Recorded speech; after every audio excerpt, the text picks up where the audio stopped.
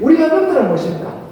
구구, 나라를 지키겠다 하는 그런 강한 애국심으로 참여했다는 것이죠. 그러니까 나라를 지키겠다는 이런 뜻은 곧 초계와 같이 지역과 나라를 위해서 내가 목숨을 버리겠다는 그런 의지를 갖고 있는 것입니다. 그럴 점에 이 의병도요, 의병 속에는 두 가지로 구분됩니다. 뭐냐? 민병과 성병으로 구분됩니다. 민병은 무엇입니까? 민병은 단순하게 일반 평민입니다. 그러나 성병은 뭡니까? 손님입니다. 손님이 참여한다는 것입니다. 그러니까 손님의 총 계장은 누구냐? 서산대사가 되고, 여기는 총대장이 누가 있는데 지역마다 명만 높은 선비가 대장이 되는 것입니다.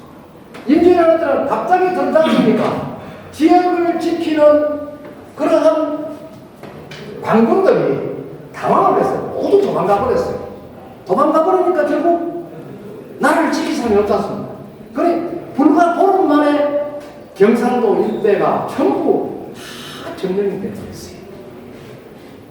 한양까지 가는 거죠. 일부 우리나라 지도가 이렇게 되는 것 같으면 부산서 돌아가지고 일부는 이렇게 올라가고 일부는 이렇게 올라가고 일부는 이렇게 올라가고 3개 병참으로 구분해서 이렇게 올라갔습니다. 이렇게 올라가니까 일부 이쪽에 올라가는 것도 결국 한양까지 불과 20일 이전에 벌써 한양 일대에 도착했다는 것이죠. 그때 선조 임금은 어주로 이미 몽진 도망갔다는 뜻이죠. 몽진 갖고 이랬는데 왜 외구가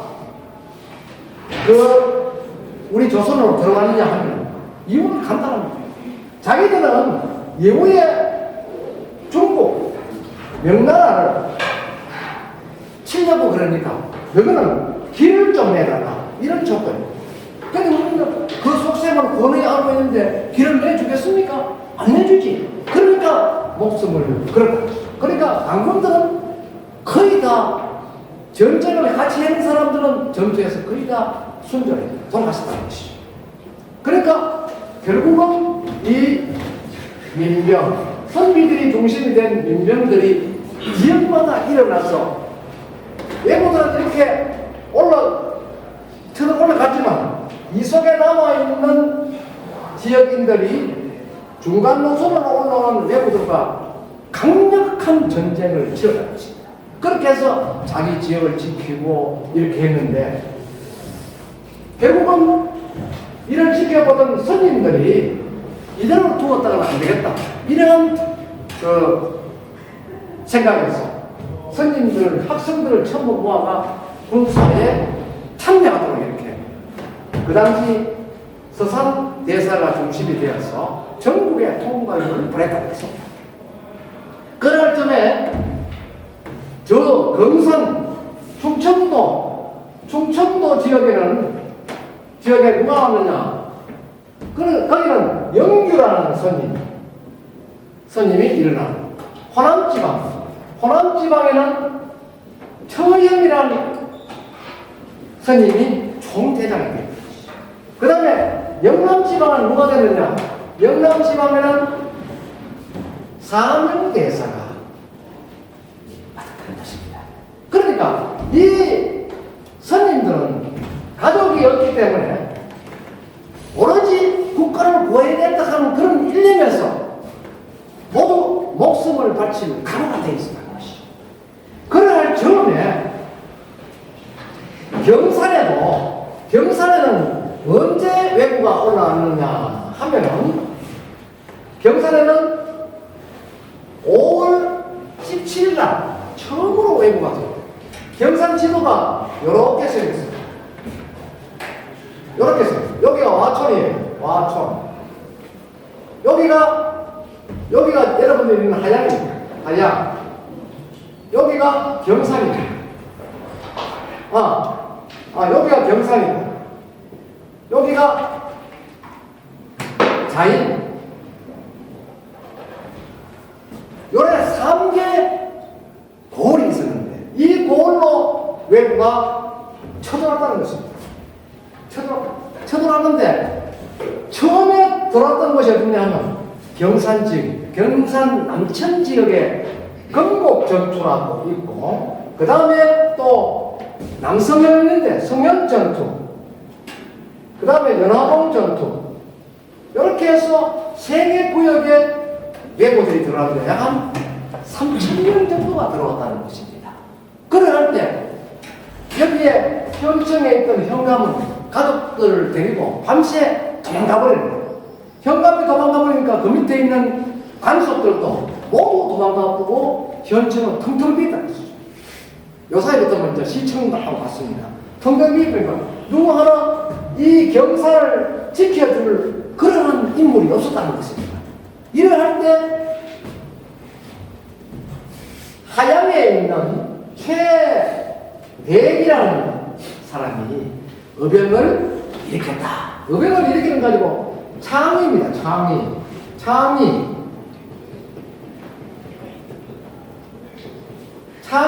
의병을 일으켰다. 이걸 일으키니까 이 사람이 의병을 일으키니까 그 주변에 있는 친구하고 그 다음에 유민들 이런 분들이 동조를 해서 약 200명 가까이 지역의 의병들이 동조를 했다. 그래서 같이 외구를 목지로 내자 했다는 것입니다. 그것이 바로 봉기입니다.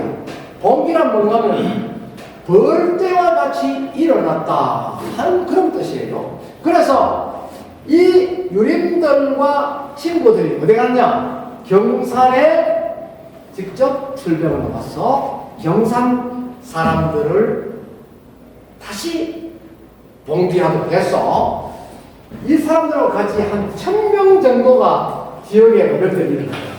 와서 이쪽에 3,000에 가까운 왜고들하고 저항을 해서 전투를 치열하게 했다는 것입니다. 그래, 의병들은 주로 훈련되지 않은 그런 조직입니다. 그래서 활도 잘 쏠 줄도 모르고 창도 쏠 줄 모르고 대창질도 할 줄은 모른다는 것이죠. 그러나 하루쯤 정도 대충 형식적으로 훈련을 받고 바로 전투에 투입을 했는데 이 전투에 투입을 하니까 결국 성과가 넉넉하지 못했습니다. 이럴 때 이 대구 쪽, 지금 대구 쪽에는 고산에 있던 박응성이라는 의병장이 자기 아들 셋하고 같이 의병을 데리고 지원을 하게 됩니다. 박응성이라는 분은 본래 무인 출신입니다. 무인은 뭡니까? 칼하고 창하고 이런 걸 잘 맞추는 관리입니다. 이 출신이 같이 공조해서 이쪽 전투에 합류를 한 거죠. 그렇게 해서 이 연화봉, 성년, 건국 일대에 침입하는 왜구를 하나하나 물리치게 됩니다. 그래서 일부 왜구들이 죽기도 하고 또 도망을 쳐서 청도로, 대구로 이렇게 전부 도망갔다는 것이죠. 그런데 여기서 있던 왜구가 자인 쪽으로 또 돌아오고 또 이 왜구가 화양 쪽으로도 침입을 하게 됩니다. 그러니까 경산 일대나 왜구가 다 돌아갔다는 것이죠. 이 자인 쪽에는 왜구가 약 5,000에 가까운 왜구가 청도 지역에서 자인을 들어오려고 진을 치고 있었는데 여기에 총대장으로 나섰던 분이 누구냐 하면 최문병이라는 의병장입니다. 최문병이라는 의병장이 결국은 어떻게 했어요? 결국은 이 사람이 지역의 의병을 모았는데 얼마 모았는가? 2,000명을 모았다.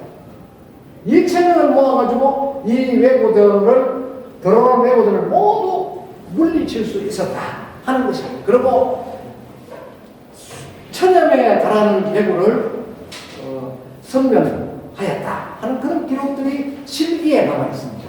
그리고 하양도 보면은 신혜라는 분하고 황경림이라는 사람이 서로 의병장이 되어서 하양 쪽에 진입하는 내부들을 물리칠 수 있었다는 것입니다. 그러면 경상 지역에 어떻게 해서 외부가 쉽게 진입을 할 수 있었냐 하면 여러분들 아는 바와 같이 경상 지도가 이렇게 생겼는데 남쪽에는 여기서 경산으로 들어오는 청도에 들어오는 남섬에 있고 여기도 소천에서 그 자인용소로 들어오는 길이 있습니다. 그리고 이쪽은 영천에서 신명에서 들어오는 길이 있고 여기는 여기로 들어오는 길이 있고 외부에서 경계하는 지점에서 경산으로 들어오는 그런 통로가 많기 때문에 외부의 진입이 아주 용이했다는 것입니다. 그래서 경산은 중점적으로 외부의 침입을 받았는데 슬기롭게 지역에 있는 98명의 그 명망 참 그 인품이 높은 사람이 의병을 창의해서 우리 지역을 우리가 지키자 하는 그런 그 결의를 함으로 인해서 약 3,900명에 달하는 지역의 그 용병들이 나라를 위해서 목숨을 바쳐갔다는 그런 결의를 하게 됩니다. 그렇게 해서 이 3,900명이 쳐들어오는 외부들하고 같이 싸움을 해서 경산을 방비할 수 있습니다. 그것이 바로 경산 임남 창의의 결과입니다. 그렇다면 그때 당시에 약 3,900명이 의병에 참여했는데 경상시의 인구가 그때 얼마쯤 되는데 한 24,000밖에 되지 않았다는 것입니다. 그렇다면 여기에 많은 이 중에 여자를 빼면 반 빼면 얼마 안 되죠. 그러니까 약 한 32%의 남자들이 모두 이 지역을 지키고 나라를 구하겠다는 그런 결심으로 의병대에 참여해서 외부와 같이 협정을 하였다는 것입니다. 이러한 것은 모두 하나가 뭐냐? 하나는 무엇이냐? 내 지역을 내가 지키겠다. 우리 면을 내가 지키겠다. 우리 보호를 내가 지키겠다. 그러한 마음에서 초계와 같이 목숨을 버린다. 풀과 같이 하다 끝없는 풀과 같은 그런 목숨으로 생각하면서 나라를 위해서는 기꺼이 버리겠다는 그런 마음에서 이렇게 버릴 수 있습니다.